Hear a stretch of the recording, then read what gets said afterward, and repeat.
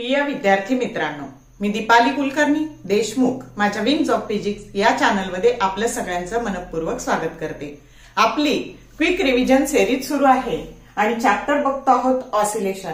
आता बघा, परीक्षेसाठी तुमच्या 2च दिवस उरलेले आहेत आणि ज्यांचा अभ्यास झालाय या हुशार मुलांना कशी रिव्हिजन करायची, कमी वेळात ती कशी करायची, त्यातले कसे प्रश्न बोर्डाला पडलेले आहे याची कल्पना येईल। आणि ज्यांचा अजून बराच अभ्यास बाकी आहे त्यांना खूप कमी वेळात कोणत्या गोष्टीवर कसा फोकस करायचा, मोठ्या प्रश्नाचं उत्तर कसं लिहायचं, हे सगळं तुम्हाला कमी वेळात सांगण्याचा माझा प्रयत्न असणार आहे। कारण आता तुमच्यासाठी सगळ्यात मौल्यवान हा वेळ आहे। तर वेळ न घालवता आपण सुरू करू चॅप्टर ऑसिलेशन। आता सगळ्यात आधी बाळांनो, मोशन एकदा सुरू झाली की ज्यावेळेस बॉडीला मोशन येते त्यावेळेस 3 शब्द क्रमाने लक्षात ठेवायचे। डिस्प्लेसमेंट, आता सरळ रेषेत जर मोशन असेल तर त्याला आपण लिनियर किंवा ट्रान्सलेशनल मोशन असं म्हणतो। आणि 3 शब्द क्रमाने लक्षात ठेवायचे, डिस्प्लेसमेंट, व्हेलॉसिटी आणि ऍक्सिलरेशन। मग आता व्हेलॉसिटी काय असते तर rate of change of displacement with time ही असते व्हेलॉसिटी, किती वेळात किती डिस्प्लेसमेंट बदललं। आणि ऍक्सिलरेशन काय असतं तर किती वेळात किती व्हेलॉसिटी बदलली आणि ह्या व्हेलॉसिटीची किंमत आपण dx/dt टाकली तर ऍक्सिलरेशनची किंमत आपल्याला मिळते d²x/dt²। आता या तिन्ही व्हॅल्यू आपल्याला लागणार आहे आणि जर तुमची अँग्युलर एसएचएम असेल तर या पद्धतीने तुमची मोशन असेल, वर्तुळाच्या परिघावरच्या काही पार्टवरती मोशन असेल तर तुमचं डिस्प्लेसमेंट असतं थीटा, व्हेलॉसिटी असते ओमेगा। मग omega that is nothing but the rate of change of angular displacement with time आणि अँग्युलर ऍक्सिलरेशन असतं alpha, d⍵/dt that is nothing but d²θ/dt²। समजलं का? हे आहे अँग्युलर डिस्प्लेसमेंट, हे आहे अँग्युलर व्हेलॉसिटी, हे आहे अँग्युलर ऍक्सिलरेशन आणि हे आहे लिनियर डिस्प्लेसमेंट, लिनियर व्हेलॉसिटी आणि लिनियर ऍक्सिलरेशन। या टर्म जर तुम्हाला कळल्या असतील तर पुढचा चॅप्टर समजणं खूप सोपं होऊन जाणार आहे। आता बघा, आपल्याकडे 2022 ला असं आलं होतं की state the differential equation of angular SHM, state the differential equation of angular SHM 2022 ला आले, फेब्रुवारी 2022 किंवा मार्च 2022 ला। आणि state the differential equation of linear SHM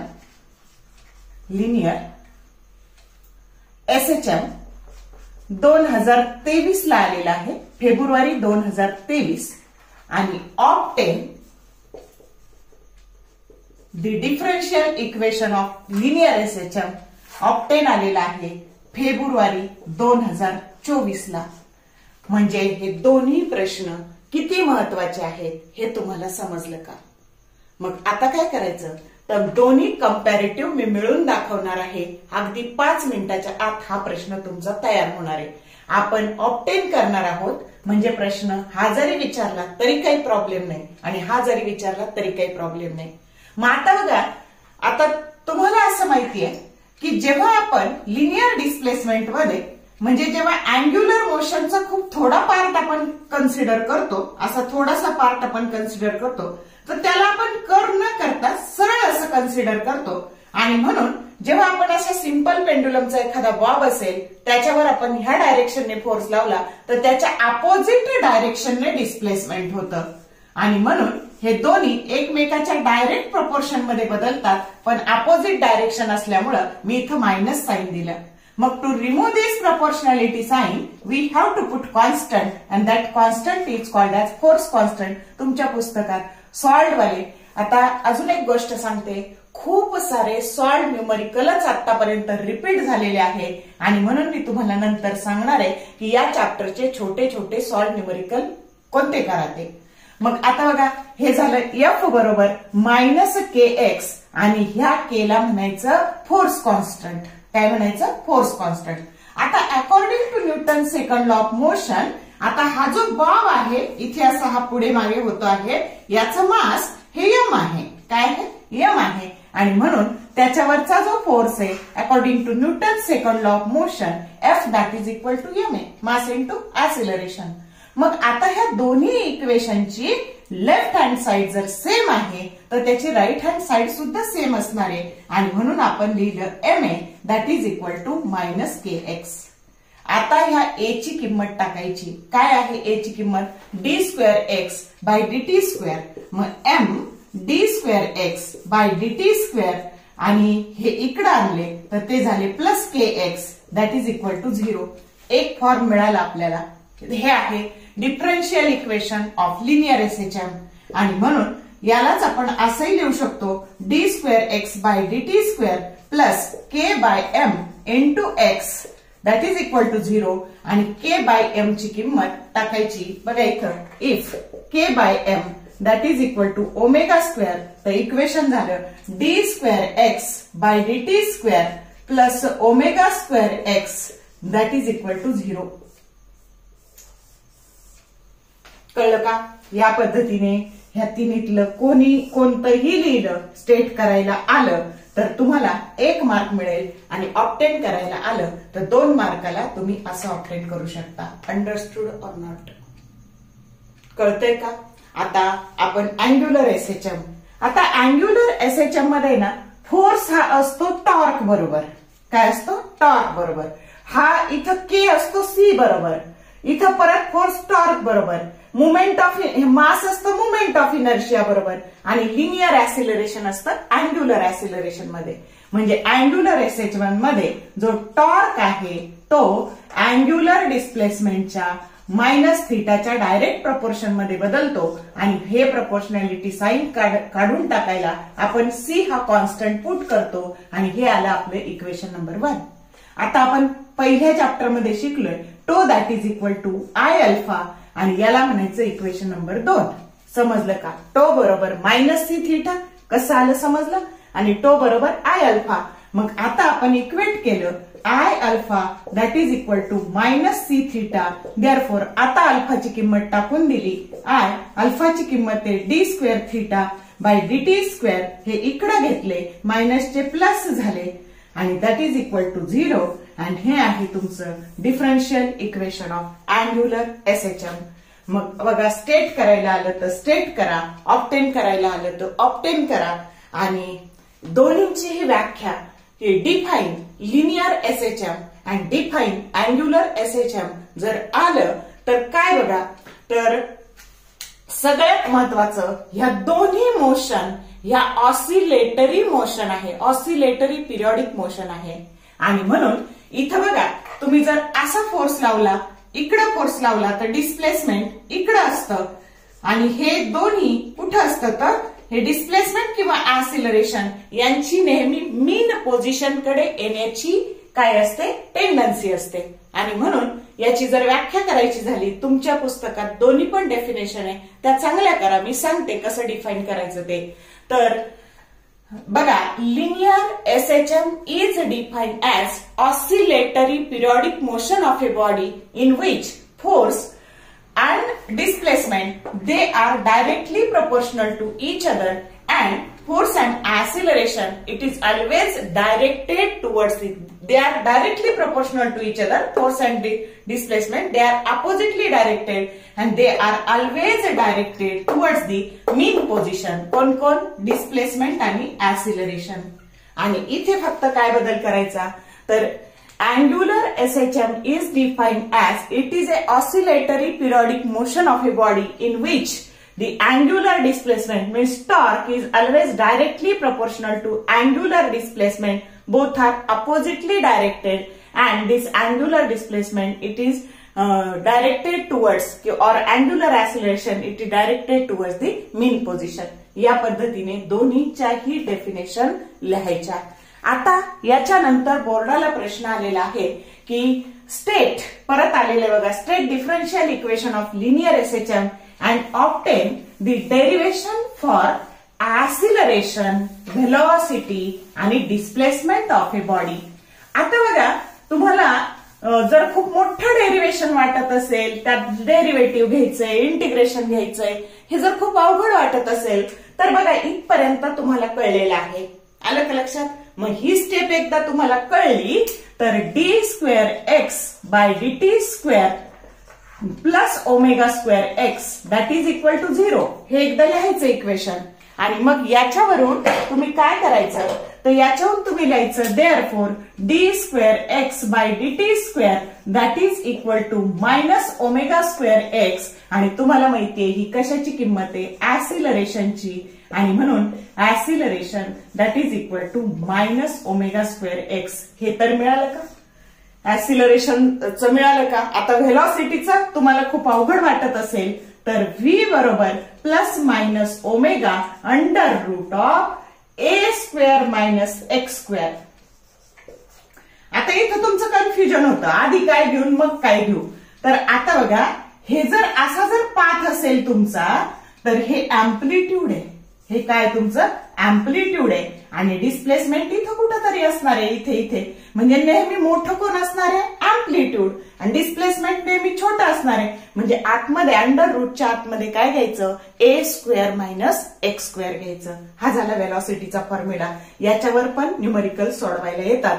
म्हणजे जर डेरिव्हेशन आलं तर ऍसिलरेशन मिळवा, व्हेलॉसिटीची डायरेक्ट किंमत लिहा आणि एक्स बरोबर A sine into bracket omega T plus phi हे डिस्प्लेसमेंट आलं. म्हणजे 3 मार्काला जर डेरिव्हेशन आलं तर ऍसिलरेशन मिळवा, व्हेलॉसिटीचा फॉर्म्युला लिहा आणि डिस्प्लेसमेंटचा फॉर्म्युला लिहा. समजतं का? आता शॉर्ट म्हणजे कमी वेळात जर करायचं असेल तर आपल्याकडे आता एवढा वेळ नाही आणि म्हणून आपल्याला आता कमी कष्टात मार्क्स फक्त मिळवायचे. इथपर्यंत जातंय डोक्यात? आता बघा, तर मी खूप कमी वेळात शिकून संपवणार आहे आणि तुम्हाला साधारणतः 1 तासात सगळा चॅप्टर होईल या पद्धतीने तुम्हाला वेळ देणार आहे. कारण मला माहितीये तुमच्याकडे वेळ खूप कमी राहिलाय. आता बघा, अजून 1-2 गोष्टी बघा. इथं मॅक्सिमम व्हेलॉसिटीचा फॉर्म्युला कायम लक्षात ठेवायचा. ए ओमेगा, ए अँप्लिट्यूड आहे.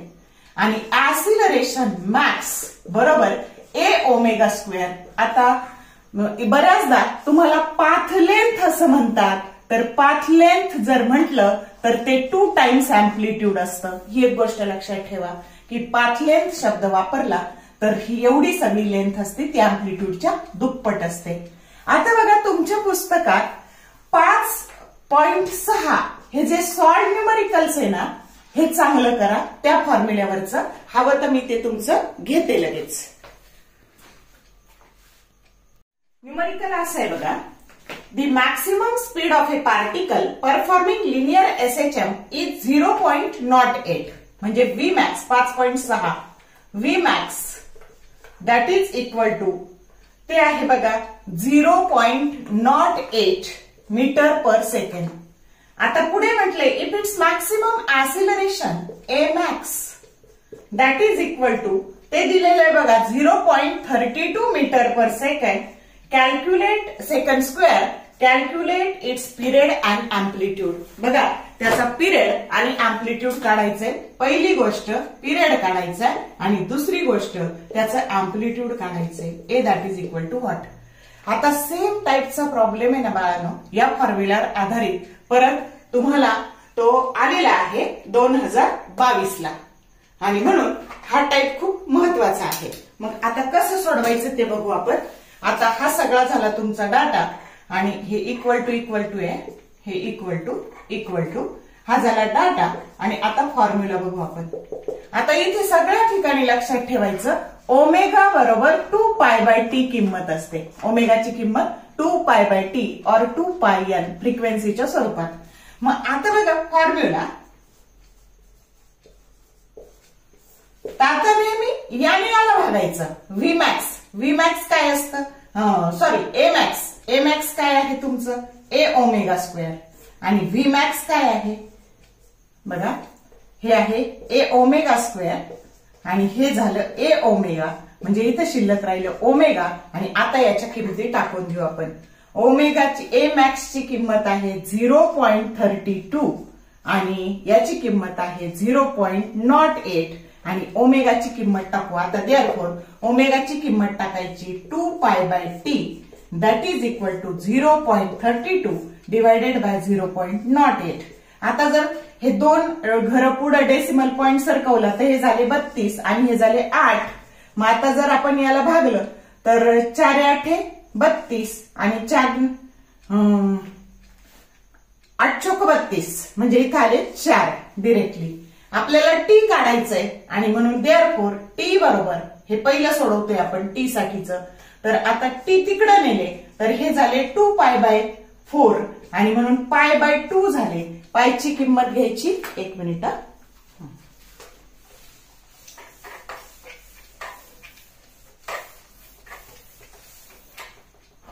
देअरफॉर पायची किंमत घ्यायची टी बरोबर पायची किंमत घ्यायची 3.142 भागिले 2. मग आता देअरफॉर टी बरोबर आता हे झाले 2 1 जा 2 आणि 2 5 जा 10 आणि 2 7 जा सेकंड. हा झाला पिरियडिक टाइम. याला म्हणायचं आन्सर 1. पहिल्याचं उत्तर आन्सर 1. आता दुसरं काय काढायचंय आपल्याला अँप्लिट्यूड काढायचंय. मग आपण याच्यात किंमत घालू. व्ही मॅक्स दुसरं बघा V max that is equal to A omega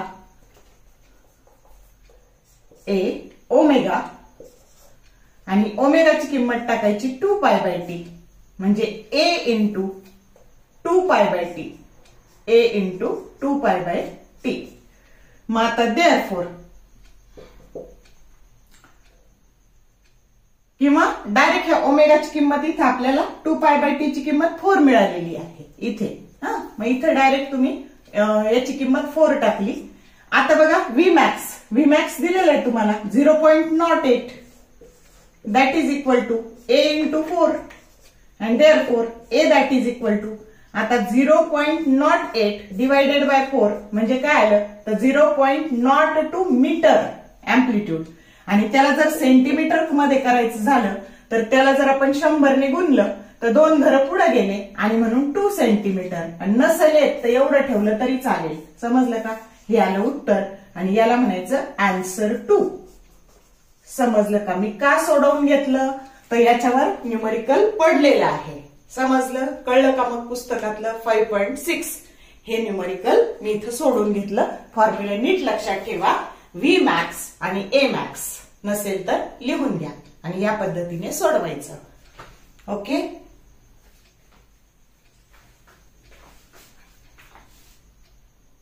आता बघा 4 मार्कासाठी तुम्हाला प्रश्न येऊ शकतो.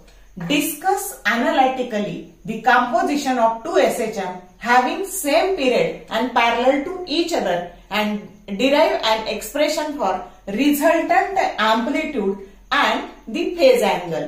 मग आता खूप मोठं डेरिव्हेशन आहे. टेन्शन येत असेल तर मी सोप्या स्टेप सांगते काय काय करायचं. तर पहिला x1 घ्यायचं. आताच आपण x डिस्प्लेसमेंटचं इक्वेशन पाहिलं का बाळांनो. x that is equal to a sin omega T plus phi. मग 2 आहेत म्हणून इथं x1 त्याचा अँप्लिट्यूड a1 आणि फेज अँगल φ1. तसंच x2 घ्यायचं. इक्वेशन मांडलं. दोन्हीची बेरीज करायची. बेरीज केल्यावर इथं परत ह्या किमती टाकून बेरीज करायची. आणि आता बघा sine A plus B that is equal to sine A cos B plus cos A sine B. मग आता तिथं फक्त किमती टाकून द्या. ए च्या जागी टाका ओमेगा टी आणि बी च्या जागी टाका φ1. दुसऱ्या केसमध्ये ए च्या जागी टाका ओमेगा टी आणि बी च्या जागी टाका φ2. असं येईल की नाही करता. मग आता पुढे जर आलं करता तर well and good. Cos omega t common काढा आणि त्याच्यानंतर दुसऱ्या याच्यात साइन ओमेगा टी आणि कॉस ओमेगा टी कॉमन काढा आणि आत जे राहील तर त्याच्यात r sine delta r cos delta किंमत टाका. आलं तर वेल अँड गुड आधी बनवलेला असेल तर. नसेल तर डायरेक्ट हा फॉर्म्युला लिहून टाका रिझल्टंट अँप्लिट्यूडचा. तुम्हाला अँप्लिट्यूडचा हा फॉर्म्युला खूप ठिकाणी आहे. लाईट मध्ये आहे. आपण स्केलर वेक्टर मध्ये पण पाहिलेला आहे. a1 स्क्वेअर पहिल्या अँप्लिट्यूडचा स्क्वेअर अंडर रूट ऑफ दुसऱ्याचा square twice a1 a2 cos φ1 minus φ2. आणि म्हणून तुमचं याच्यानंतर ही स्टेप लिहायची. एक्स बरोबर एच्या जागी फक्त काय लिहायचं, आर लिहायचं, sign omega T plus delta, आणि डेल्टा हा फेज अँगल आहे. मग त्याच्यानंतर हे अँप्लिट्यूड लिहायचं आणि हा फेज अँगल लिहायचा, एवढं लिहायचं. आणि पुढे जर 3 केसेस विचारल्या की हा फेज डिफरन्स म्हणजे φ1 वजा φ2 हा 0 असेल तर काय, मग cos 0 ची किंमत इथे टाकून मिळवायचं. त्यानंतर तो पाय असेल तर काय, पाय रेडियन, आणि तो π/2 रेडियन असेल तर काय. जमलं तर करा, नाही जमलं तर निदान एवढं करा. 2 मार्क कुठेच गेले नाही 4 मार्काच्या प्रश्नापैकी. समजलं का? आता फार डीप मध्ये जाऊन अभ्यास करण्याची ही वेळ नाही. तुम्हाला जर इन्स्टंट करायचं असेल तर एवढ्या स्टेपने तुम्ही करू शकता. समजलं का?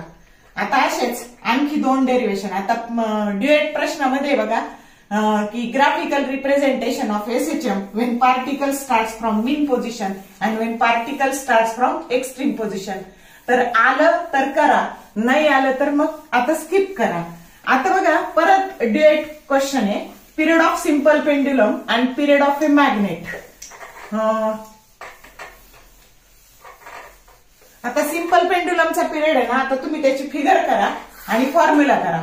टी बरोबर 2π √L/G हा झाला फॉर्म्युला, आणि त्याची फिगर करा चांगली व्यवस्थित.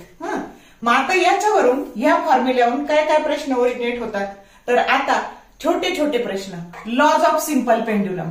मग आता बघा पहिलं हा काय आहे, तर आपण इथून असा बॉब हे केला, इकडे ओढला, कुठल्या तरी एका बाजूला नेला आणि सोडून दिला, तर त्याला इथून इथपर्यंत यायला, ए पासून निघून परत ए लाच यायला जो वेळ लागला त्याला आपण पिरियड म्हणतो. कुणाचा? सिंपल पेंड्युलमचा. मग आता दिसतंय तुम्हाला period of simple pendulum that is directly proportional to √ऑफ लेंथ ऑफ सिंपल पेंड्युलम. बघा याच्या सेंटर पासून पॉइंट ऑफ सस्पेन्शन पर्यंतची जी लांबी त्याला म्हणायचं लेंथ ऑफ सिंपल पेंड्युलम. आता दुसरं period of simple pendulum that is inversely proportional to acceleration due to gravity. या टीचं नाव काय? Period of a simple pendulum. ही एल म्हणजे काय? Length of simple pendulum. G म्हणजे काय? Acceleration due to gravity. आता बघा ह्या बॉबचं मास यम आहे, ते कुठं आलं का? मग T that does not depend on M mass of the bob. आणि चौथं T that does not depend on the amplitude of oscillation. इथं कुठे हे अँप्लिट्यूड आलंय का या फॉर्म्युल्यात? नाही आलेलं. तर या पद्धतीने तुम्हाला लॉज ऑफ सिंपल पेंड्युलम लिहिता येतील. आता ह्या फॉर्म्युल्यावरून तुम्हाला अजून एक कन्सेप्ट ओरिजिनेट होते, सेकंड पेंड्युलम. बघा ती पण महत्वाची आहे, त्याच्यावर पण प्रश्न पडलेले आहे. मग आता derive an expression for length of second pendulum किंवा डिफाईन सेकंड पेंड्युलम. कशाला म्हणायचं सेकंड पेंड्युलम? तर हा सिंपल पेंड्युलमच आहे, पण त्याला एक ऑसिलेशन म्हणजे ए पासून निघून परत ए ला यायला 2 सेकंद वेळ लागतो, त्याला आपण सेकंड पेंड्युलम म्हणतो. आणि म्हणून definition, a simple pendulum whose periodic time is 2 second that is called as second pendulum. जर 1 मार्काला व्याख्या आली तर अशी लिहायची. परत मी रिपीट करते, ए सिंपल पेंड्युलम, एक फेरा पूर्ण करायला लागलेला वेळ त्याला पिरियड किंवा पिरियडिक टाइम असं म्हणतात. A simple pendulum whose periodic time is 2 second that is called as second pendulum. मग आपल्याकडे हे रिलेशन आहे, टी बरोबर 2π √L/G. मग जेव्हा टी बरोबर 2 सेकंद टाकतो ना, तेव्हा एल बरोबर LS टाकायचं, लेंथ ऑफ तो सेकंड पेंड्युलम तयार होतो. मग आता ह्या टी ची किंमत 2 टाकून द्यायची, 2π √LS/G. आता 2 कॅन्सल झाले, 1 बरोबर π √LS/G. आता ही लेंथ काढायची आपल्याला, स्क्वेअरिंग ऑन बोथ साइड्स. मग आता स्क्वेअरिंग ऑन बोथ साइड्स केलं तर 1 that is equal to π² into LS/G and therefore LS that is equal to G divided by π². आता तुम्हाला जर गणित आलं की पृथ्वीच्या पृष्ठभागावर G ची व्हॅल्यू काहीतरी आहे, तुम्हाला ती G ची value 9.8 metre per second square पासून 9.78 मीटर पर सेकंड स्क्वेअर पासून ती तुम्हाला देतील G that is equal to 9.83 metre per second square. अशी कोणती एक व्हॅल्यू देतील आणि लेंथ ऑफ सेकंड पेंड्युलम काढायला लावतील. आलं लक्षात? जमलं तर करा, नाही तर ऍटलिस्ट फॉर्म्युला स्टेट करा. समजलं का? तर या पद्धतीने लेंथ ऑफ सेकंड्स पेंड्युलम आपल्याला फॉर्म्युला मिळालेला आहे. डिराईव्ह आलं तर डिराईव्ह करा, स्टेट आलं तर स्टेट करा, डिफाईन सेकंड्स पेंड्युलम आलं तर सेकंड्स पेंड्युलम डिफाईन करा, लॉज ऑफ सिंपल पेंड्युलम आले तर ते लिहा. असे छोटे छोटे प्रश्न करा. आणि आता period of A magnet vibrating in A uniform magnetic field. मग आता बघा त्याचं पण फिगर करा आणि डिरेक्टली फॉर्म्युला लिहा. त्याचा फॉर्म्युला मी तुम्हाला सांगितलेला आहे. T that is equal to 2 pi under root of I divided by mu into B. Formula लिहून टाका. समजलं का? आणि आता बघा तुमच्या पुस्तकातले जे सॉल्व न्यूमरिकल्स आहेत ते कोणते कोणते करा तर 5.1 करा, 5.4 करा, 5.5 करा, 5.6 मी आत्ताच सोडवून घेतलं. त्याच्यानंतर 5.9 करा, 5.10 करा आणि 5.12 वाला जे आहे ना ते फेब्रुवारी 2023 ला विचारलेलं आहे.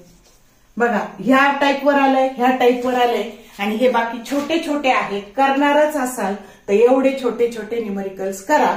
आणि या पद्धतीने इथे मी अगदी कमी वेळात आता एनर्जीचे फॉर्म्युले पाठ करा, ग्राफिकल रिप्रेझेंटेशन करायचं असेल तर ते करा.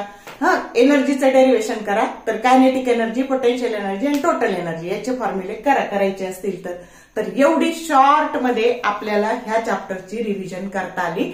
आपण फोकस कशावर केला? बोर्डाला जे प्रश्न पडलेले आहेत ना त्याच्यावर केलेला आहे. आलं का लक्षात?